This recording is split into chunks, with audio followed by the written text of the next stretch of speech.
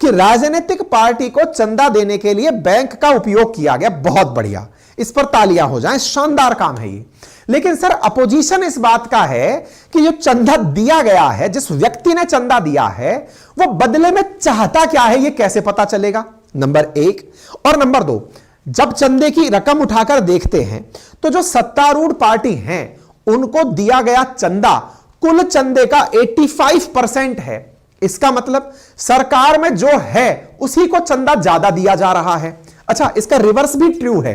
अगर इस तरह से देखा जाए कि वर्तमान में केंद्र सरकार को सबसे ज्यादा राजनीतिक चंदा मिला, इसका मतलब यह भी तय है कि जब से यह काम ऑनलाइन होने लगा, जब से यह काम अकाउंटिंग के माध्यम से होने लगा, तब से तो पता चला कि यहां पर केंद्र सरकार को सबसे ज्यादा फंडिंग मिली है। जरा पीछे चलकर देखें, देश की आजादी से लेकर के पिछले 70-75 सालों में तो जिन जिन राजनीतिक दलों का शासन रहा है, निश्चित ही उन्हें भी अपने शासनकाल में राजनीतिक चंदा ज्यादा मिला होगा।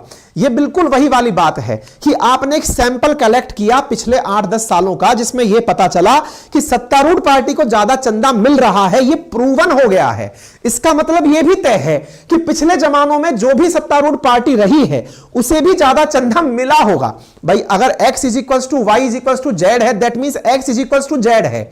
तो ऐसी स्थिति में अगर आपने x = y प्रूव कर दिया है, y = z प्रूव कर दिया है, तो x ही z है, ये प्रूव करने में दिक्कत नहीं आएगी। यही खेला अब हुआ। खेला क्या हुआ कि यह बात उल्टा जाकर के वहां पर भी लैंड कर रही है कि अगर अब सत्तारूढ़ पार्टी को चुनावी बॉन्ड मिल रहा है, पैसा मिल रहा है, तो जब जब सरकार में जो रहा है उसको राजनीतिक पार्टियों के द्वारा, उसको प्राइवेट कंपनियों के द्वारा फंडिंग दी गई है। अब बेचारी सुप्रीम कोर्ट इस विषय में फंस गई। सुप्रीम कोर्ट ने कहा कि चाहते क्या हो यह बताओ। बोले सर हम ये चाहते हैं कि पब्लिक के सामने यह उजागर हो कि यह चंदा देने वाला व्यक्ति कौन है। बोले क्यों जानना चाहते हो इस बात को? बोले सर हम इसलिए जानना चाहते हैं क्योंकि हमारे देश में सूचना का अधिकार मूल अधिकार है, article 19 clause 1 sub clause A के तहत आता है। इसलिए हम याचिकाकर्ता बनकर यह जानना चाहते हैं कि इन्होंने जो ये पारदर्शी सिस्टम बनाया है, जिसमें ये लोग नहीं बताते कि चंदा किसने दिया, सर उसके बारे में पता करना है। बोले पता करना है, सुप्रीम कोर्ट ने कहा। तो बोले क्या मसला है? सरकार को बुला के पूछा गया कि साहब आप ये इलेक्टोरल बॉन्ड लाए क्यों थे? सरकार ने कहा सर हम लाए इसलिए थे क्योंकि नंबर 1 का पैसा अंदर आए, ब्लैक मनी ना आए। बोले वेरी गुड। अब जानकारी देना क्यों नहीं चाहते? बोले सर हम इसलिए नहीं देना चाहते क्योंकि हम किसी व्यक्ति की निजता का सामने खुलासा नहीं करना चाहते, प्राइवेसी का हम खनन नहीं करना चाहते। बोले कैसी प्राइवेसी? बोले सर आप ही बताओ, अगर किसी एक्स व्यक्ति को यह पता चल जाए कि मेरे बारे में वाई नामक पार्टी को पता चल जाएगा कि मैंने फंडिंग इसको दी है, तो क्या इनके बीच में दुश्मनी पैदा नहीं हो जाएगी? सीधा ही नाम ले लेते हैं। अगर मान लीजिए अडानी ने फंडिंग दी थी बीजेपी को, अब कांग्रेस को ऑन पेपर यह पता चल गया कि अडानी ने कांग्रेस को बीजेपी को फंडिंग दी और हमें नहीं दी, इसका मतलब तो यह सीधा हुआ ना सर कि अडानी और कांग्रेस भविष्य के लिए दुश्मन हो गए। और लोकतंत्र में एक ही पार्टी का शासन रहे ऐसा तो हो नहीं सकता। राजनीतिक पार्टियां आती हैं और जाती हैं, सरकारें आएंगी और जाएंगी। आदरणीय अटल जी का यह बहुत बड़ा स्टेटमेंट है। तो बोले सर पार्टियां तो आती जाती रहेंगी। अगर आपको यह पता चल गया कि जब सत्ता में थे इसने उसको फंडिंग दी थी, मुझको नहीं दी थी, क्या आपको नहीं लगता राजनीतिक द्वेष पैदा हो जाएगा? बोले हां। तो सर निजता का रक्षा करते हुए हमने यह जानकारी पब्लिक नहीं करी।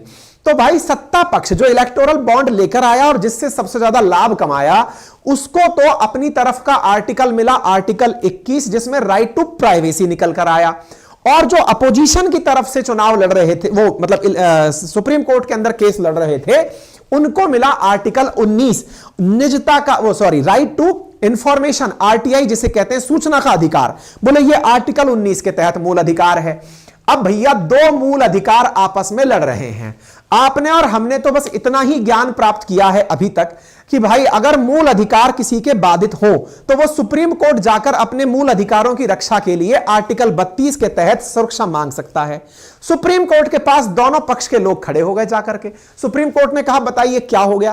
बोले महाराज बात यह है, ये कहते हैं आर्टिकल 19 के तहत इनको पता होना चाहिए कि क्या सच है, और ये कहते हैं कि आर्टिकल 21 के तहत ये नहीं बताएंगे कि क्या सच है। दोनों लोग अपनी जगह टिके हुए हैं। तो फिर सुप्रीम कोर्ट ने पूछा याचिकाकर्ता से, अरे तुम क्या चाहते हो? बोले मैं चाहता हूं आर्टिकल 14 का पालन हो। बोले क्या है?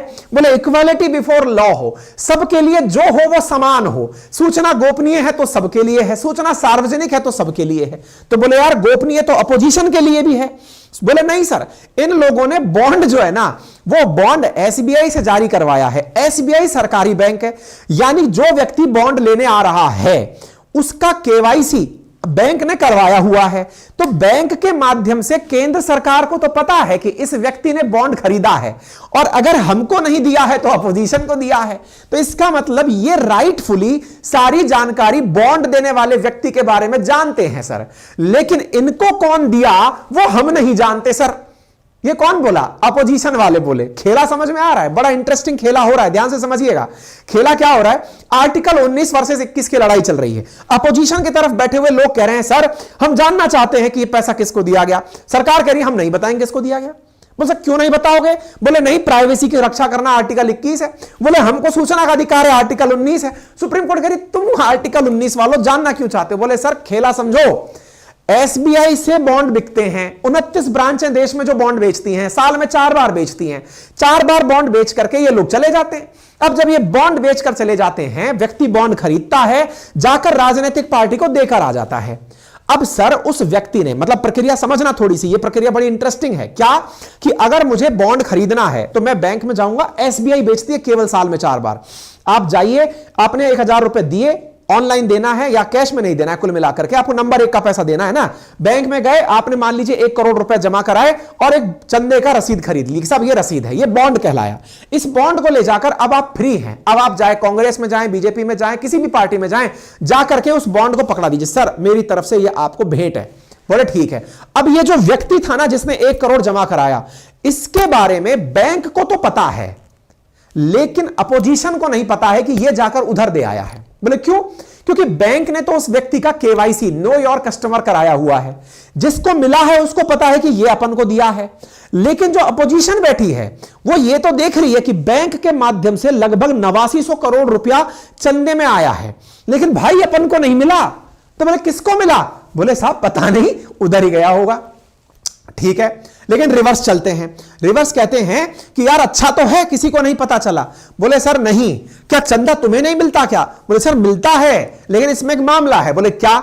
जो व्यक्ति हमें चंदा देने आता है ना, वो पहले एसबीआई जाता है, एसबीआई जाता है तो बॉन्ड खरीदता है, अपना केवाईसी कराता है, और जब केवाईसी करा रहा होता है तो बैंक तो सरकारी है, सरकारी है तो सरकार बैंक से पूछती है बताइए तो जरा किसको पैसा दिया जा रहा है। बोल सर हम ये नहीं बताएंगे। कोई बात नहीं बेटे, हम तो अपना अकाउंट चेक करेंगे कि तुम हमको देने आए थे कि नहीं।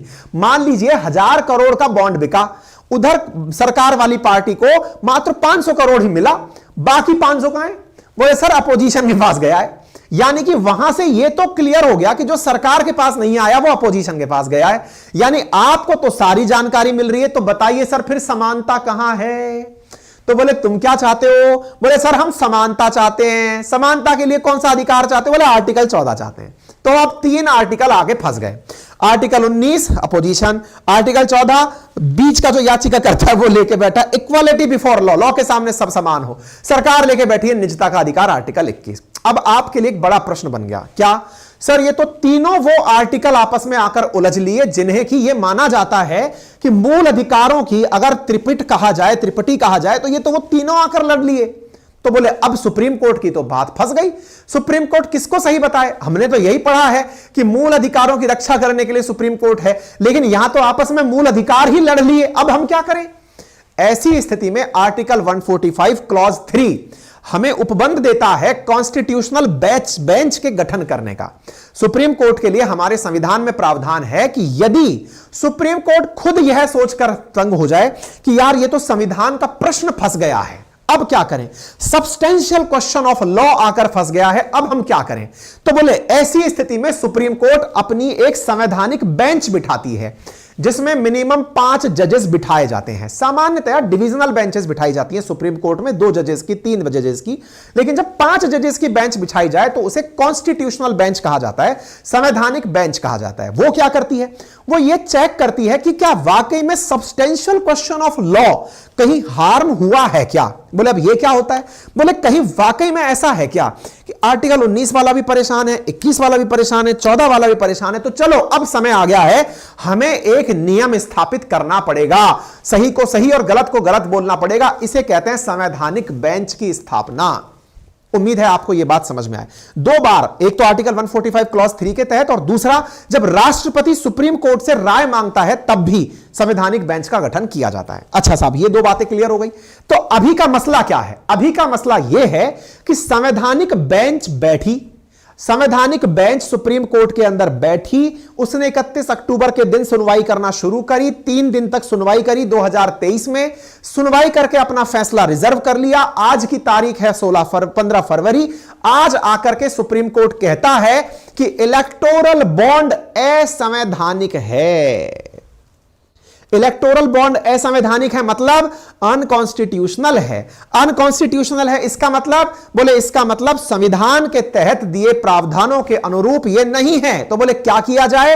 तो बोले इसके तहत जो भी जानकारी अभी तक गोपनीय रखी गई है, इसको पहले मार्च के प्रथम सप्ताह के अंदर जाके चुनाव आयोग को बताइए, और द्वितीय वीक में आकर के जनता को बताइए।